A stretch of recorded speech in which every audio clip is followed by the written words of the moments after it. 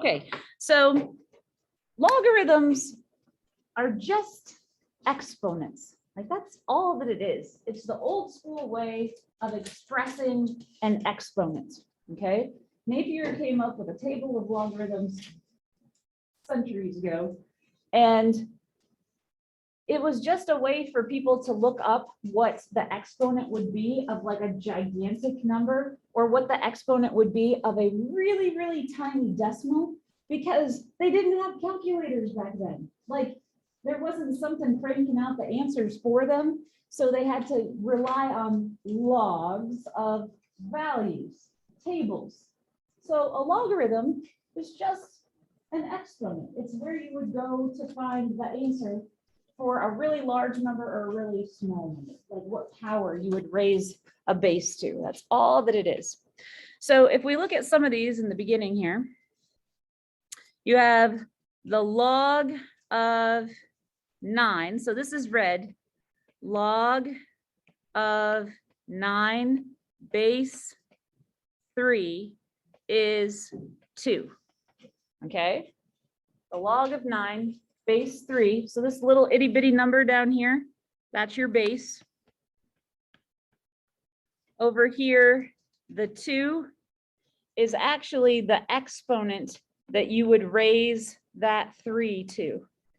A logarithm is just an exponent. So the equals to part is the exponent.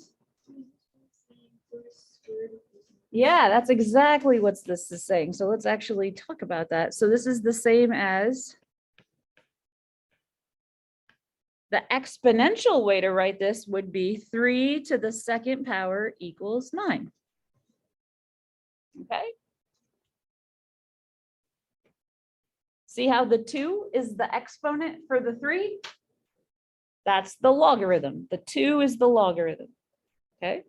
So right below that, this would be, so log 16 base 4 equals 2. This is the same as saying 4 to the second power equals 16.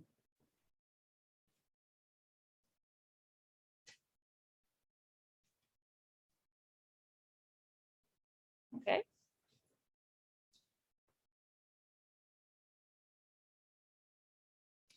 Over on the other side, you can have some fractions.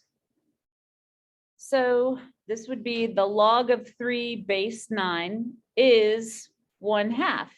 So that's the same as saying 9 to the 1/2 power equals 3. When you have fractional exponents, Brock, you asked me this earlier. When you have a fractional exponent, it turns into a radical. So this 1/2 would become the square root of 9 to the first power, or just the square root of 9. And we know that the square root of 9 is 3.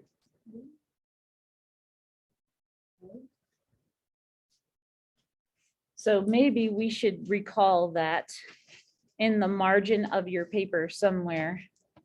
So you want to remember, if you have x raised to any fraction, so I'll say x raised to the m over n, that is equal to a radical.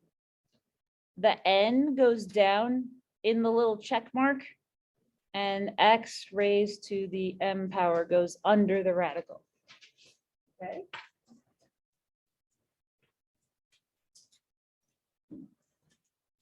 So if you had like x to the 1/3, that would be the cube root of x to the first. If you had y to the 5/7, that would be the 7th root of y to the 5th. That's how that works.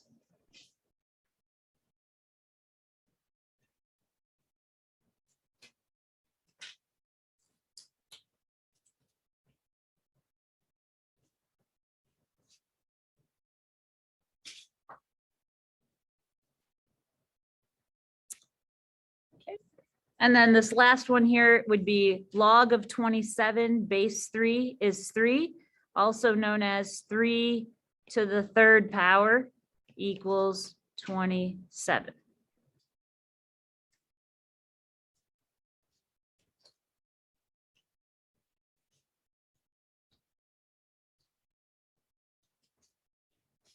All right. Questions about that? Anybody? Okay. Yeah, I'll zoom out.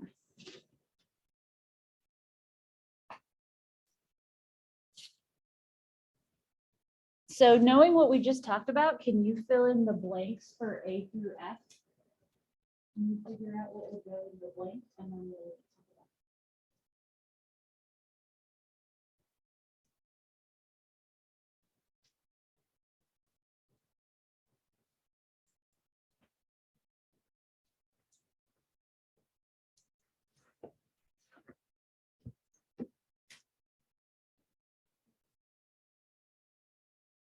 For letter A, what would be the blank?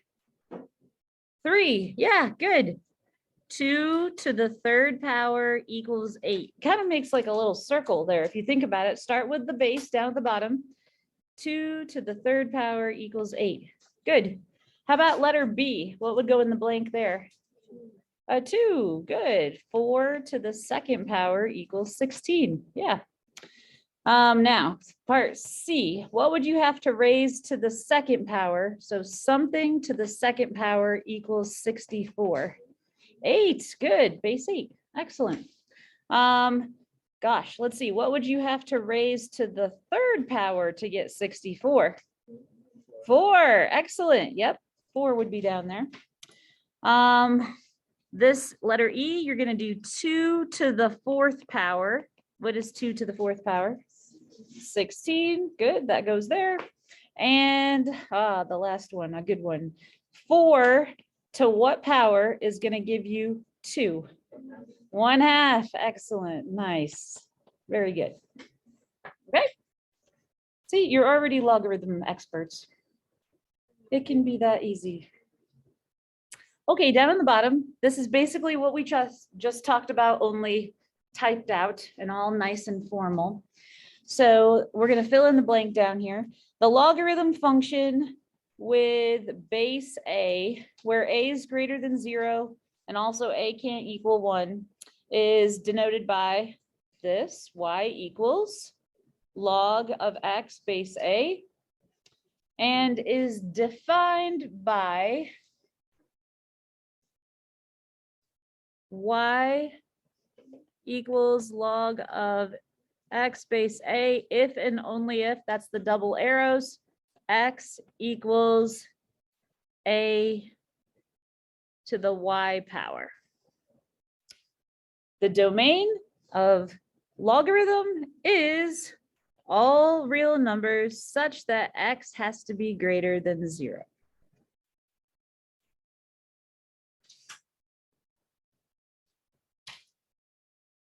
Okay.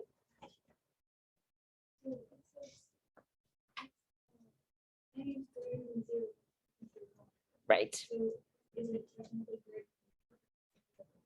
Could be a fraction. So we could do like, right, like 0.5 raised to something or 3/4 raised to something, it just can't be 1. And the only reason that it can't be 1, think about if the base is 1, so 1 to the 5th power, 1 to the 50th power, 1 to the 10 millionth power, what's the answer going to be every single time?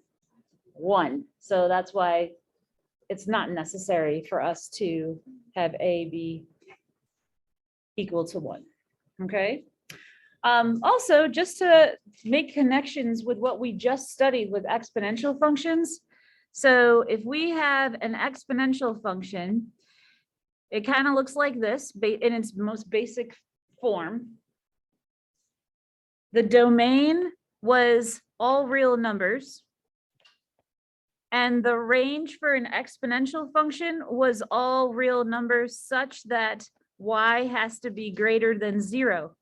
Remember, we talked about that yesterday. We had that horizontal asymptote along the x-axis. So that affected your range. Now we're talking about logarithms And a logarithm is the inverse of an exponential. Jackson, question? When we're doing domain for these, what do we set equal, what do we set to greater than 0, just the x or like the whole thing? Oh, okay. So I was just getting there, actually. This will work out really nice with your question. So you know how logarithms are the inverse of exponential functions. So that means visually, a logarithm is going to be the reflection of an exponential function over the line y equals x. So a logarithm is going to have a general shape that looks like this. Okay, and its domain is going to become the range of the exponential function, and the range, which is what you were asking me about, is going to be the domain of the exponential function. So remember inverse functions, the domain and the range switch places. So for logarithms, the domain will be all real numbers such that x has to be greater than 0. It'll be that old range answer, which is what we just wrote up in the box here. And the range will come from the old domain, which is going to be all real numbers. So your range will be all real numbers for these. Okay.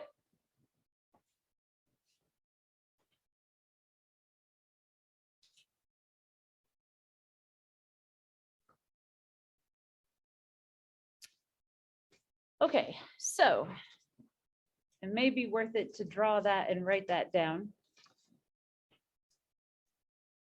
And then we're going to practice converting each exponential equation into a logarithm. Okay.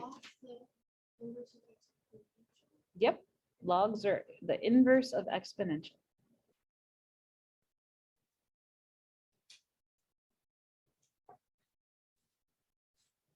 Okay, so letter A, in order to write this exponential as a logarithmic equation, you got to start by putting the word log. It's always a good place to start. The base is 5, so that's the little number that goes down kind of like a little subscript. Okay. Remember, a logarithm is an exponent. So the exponent in the equation that you're given goes on the other side of the equal sign because the logarithm equals the exponent. So the 8 right here is going to go on the other side. We're just converting right now. Like you don't actually have to solve them. This is just writing it as a logarithm. We could solve it if you wanted to. That way you see the whole thing. The t would just go right here in this spot. Nope. You're just practicing writing these exponentials in logarithmic form. We're basically doing the reverse of what we did up above at the top of the notes.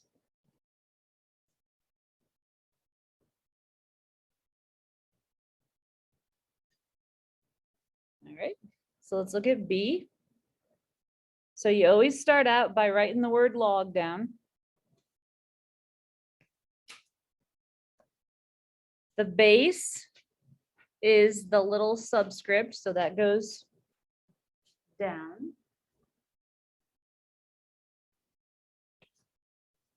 The exponent goes on the other side of the equal sign.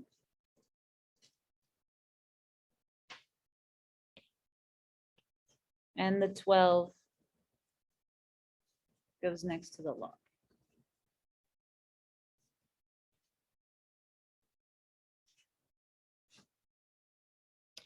Try letter C by yourself.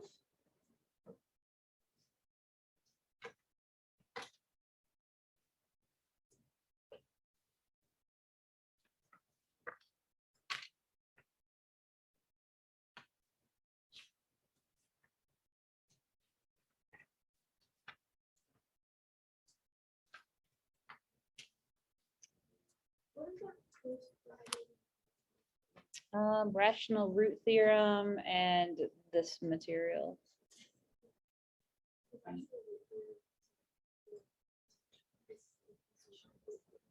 Yes, all those P over Q and exponentials from yesterday. Alrighty, so for letter C, so this one has a special base. This has E as the base. So I'll write it out in the beginning part like this, like you would start out with log, and then you would put the E down here. The X goes on the other side. And the 10 goes right here. Okay. Now, when you have E as a base, there's a special logarithm that goes with that. Does anybody know which one it is? So when E is the base, the logarithm that you use is called natural log, ln. Okay. This is natural log.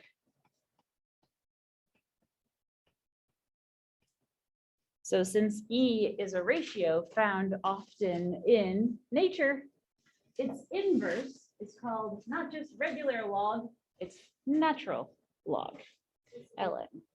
The only difference is that the base is E for natural log. So natural log is a special log. So you would write it, let's see, I'm running out of space. Let me erase some of this.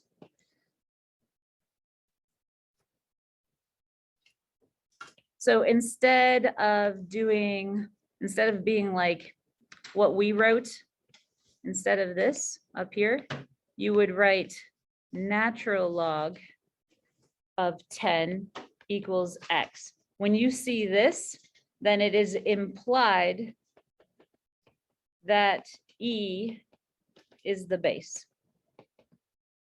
Yep, it's just a special case. And so when you see like ln 10, like that natural log, they hardly ever put the E down there. You have to just remember that, oh, okay, if I see natural log, then E is the base. Okay.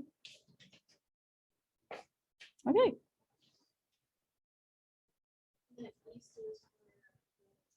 Euler's number, the 2.718 that we came up with. I wouldn't do 2.718 because remember, that's just an approximation. It's sort of like using 3.14 for pi.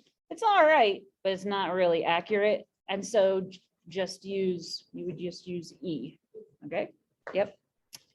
Okay. Good question.